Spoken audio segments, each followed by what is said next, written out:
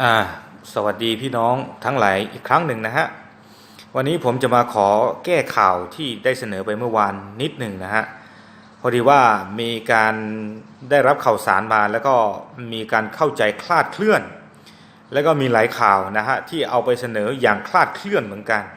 แล้วผมก็เอามาผมก็เลยเสนอพลาดแล้วก็เลยคลาดเคลื่อนกันไปใหญ่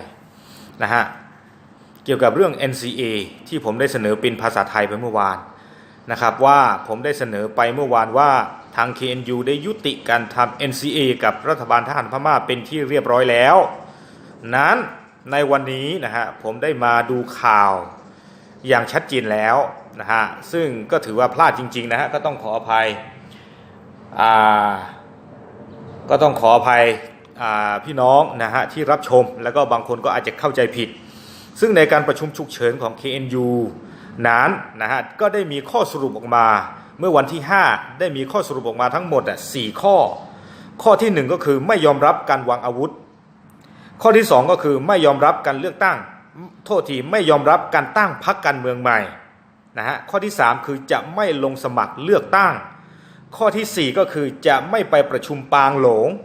และจะไม่เข้าร่วมการประชุมนั้นอันนี้คือข้อสรุปของบรรดาเหล่าแม่ทัพนายกองของ KNU ทั้งหมด100ท่านที่ไปประชุมเมื่อวันที่5ได้ข้อสรุปออกมาทั้งหมด4ข้อดังนี้ซึ่งไม่เกี่ยวข้องใดๆกับเรื่องราวของ NCA ว่าจะยกเลิกหรือจะยุติการทำ NCA กับรัฐบาลทหารพม่านะฮะจึงมาแก้ข่าวให้พี่น้องได้รับทราบโดยทั่วกันนะครับนี่คือข้อสรุปออกมาแค่4ข้อเพราะว่าทางรัฐบาลทหารพม่าได้บอกไว้ว่าผู้ที่ลงนาม NCA จะต้องวางอาวุธและเข้าสู่กระบวนการเลือกตั้งหรือไม่ก็จะต้องวางอาวุธและกลายเป็นบุคคลธรรมดาหรือกลายเป็นสามัญชนที่ไม่เกี่ยวข้องกับอาวุธหรือทหารแต่อย่างใดนะฮะดังนั้นเนี่ยพอมีข้อเสนอจากทางรัฐบาลพม่าออกมาอย่างนั้นทาง KNU ก็เลยเรียกประชุมฉุกเฉินนะฮะก็เลยได้ข้อสรุปออกมา4ข้ออย่างที่ผมอ่านให้พี่น้องฟังเมื่อกี้นะฮะกระเตงเลยปางยอกหลอดเจียผู้แพ้มาจะนี่ยราเราตักซอเลยอยู่กลอดเนาะอยู่เตะบ้าขาเลยก็สุเรียบดูสิทธิภากับประตึกเวไว้ได้ตั้มมาสก็ NCA ดอกก็ไปย้อนนี่หรอดอกไปย้อนบรรดุนี่หรอบาชันเราถือไม่เลยให้กว่ากันได้กิตั้งซอเราที่เราเชฟเราเนี่ยตั้งซอเลยหน้าหูบ้านเลยตัวนี้บ้านที่ผ้าเนี่ยตะเปลี่ยตาพัดด้วยเนี่ยตาคนเราวิสาสูเราป่วยเลยกว่าได้ที่ผ้าเด็กก็ชมมุกับมาบ้าผือได้เนาะตากระซ้อนี่เอาไว้เย็นตัวนี้ว่าค่ายๆนี่ยี่หินเนี่ยเลย current history เนาะเลย current history เลยเอาไว้กวยพลาระดับบ้าขาดเอาเรียกว่าอูแต่ว่าได้เลยซื้อมือดูเรียกว่าอูตาโอพูตาเสเตเลย KNU KNLA KNDO โอทว่าได้ลุยที่แล้วอเมแต่ว่าได้เตอตาตะตุโลตาปาลอซื้อกวยบ้าคีแต่ว่าได้ตาตะตุโลตาก็โอทอปาร์ตี้อัตโตบ้าเสือตะโดคือเธออัตาดีกำเลิตาคือเธอบ้า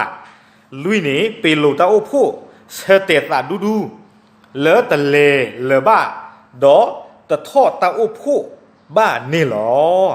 เอาไว้นี่แพ้ประโยชน์ประดูเตวได้เลยกว่าเลยอะไรโทรหล่อ NCA ที่ผ่านนี้กับบ้าป่าหล่อตาซึกเวเมื่อวันนี้กับบ้านนึ่งหล่อข้อรู้ยาตาไม่บอกข้อนี้แต่ว่าได้กับบ้าป่าหล่อตาซึกเววิบล้อนี้เด็กกับบ้าเกย์เท่าเกิดได้กว่าประตอมือพลเนี่ยหรอแล้วตาโคตรตอนนี้เราประกอบสุรีคุณนาทิตภาสือมุสิโบอากาศตะกยาเลยแล้วพูดตะโกตาตนีนี้เดี๋ยวอู้เดี๋ยวตาเสเตเฮทอไว้ได้ลุยที่เพยพะอปุกิมุกอโซนี่หรอเนาะแล้วตอนนี้คุณเราเนี่ยวันนี้ตบ้าขาดตากับประตู NCA ดอก็ประโยชน์ประดูนอนมีป่ะอู้เดี๋ยวตาเลยอยู่เดี๋ยวได้เลยข้อสรุปเนาะละเนาะวันนี้อู้ได้ตาเสเตเฮทอไว้ได้ลุยที่นี่หรอบ้าขาด NCA นี่เป็นหน้าหูเลยตาหลอดตู้ตาหลอดซอนน้องมีหรือเปล่าคอมยอนี่เดกเซมาเสแต่เซมาบาเสหรอกบ้ากว่ากันเลยคบนะอัตาหูตาเกอัตาเรตาเกลกดอกคาสุญญาตบลอนี่ล้อเนาะถึงไม่เลยเราตักซอเพมฮาวิบลอดยาสาดิยาสาตมือตัวไว้สิกว่าเนาะบ้ามตัดดิเลนี่ปะเราตักซอนี่เป็นสมุลาเลยก็มีตักซอละอเมียต่อดอกก็มีตักซอละอาบ้าดอกซื้อแต่ก็มาถึงกีเนาะดอกยาตะโกตนนี่แต่อย่าไปต่อตื่นได้เลยเมื่ออย่าเพียดตีกุนชูเนาะบ้านชาตินักกีฬาดีชุ่มได้เลยตลอดนอมีบ่าเนาะดอกตมุตโกอัตตาเอตักวิลตาล้อเนาะตมุตโกอัตตาเอตักวิลตาล้อ เดาบรรณาเปลตลอเราก็ต้องขออภัยพี่น้องนะฮะเกี่ยวกับการคลาดเคลื่อนของข่าวสารเมื่อวานก็ต้องขออภัยอย่างยิ่งนะครับก็วันหลังคราวหลังก็จะพยายามเอาข่าวมาวิเคราะห์หาข้อมูลอะไรให้ชัดเจนก่อนแล้วก็ถึงจะเสนอออกไปนะฮะดังนั้นข้อสรุปคือการยุติการทำ NCA นั้นยังไม่เกิดขึ้นแต่อย่างใดออกมาแค่ข้อสรุปหลังจากการประชุมฉุกเฉิน4ข้อเท่านั้นนะฮะ4ข้อเท่านั้นก็จะอ่านให้พี่น้องเป็นภาษาไทยอีกทีหนึ่งนะฮะคือข้อที่1ก็คือไม่ยอมรับการวางอาวุธข้อที่2คือไม่ยอมรับการตั้งพรรคการเมืองใหม่ข้อที่3คือจะไม่ลงสมัครเลือกตั้งข้อที่4คือจะไม่ไปประชุมปางหลงและจะไม่เข้าร่วมการประชุมนั้นนะเอาไว้นี้มีเวลาตาเรียกว่าเนาะตาโอโพตาเสเตลุยที่เลยจะผ่าเท่าเลยอยู่กลอนี่ล้อเนาะaku tidak bisa subah dan pudo wekoเนาะเนาะตามหลุดต้องมาล้อขอบคุณและสวัสดีครับ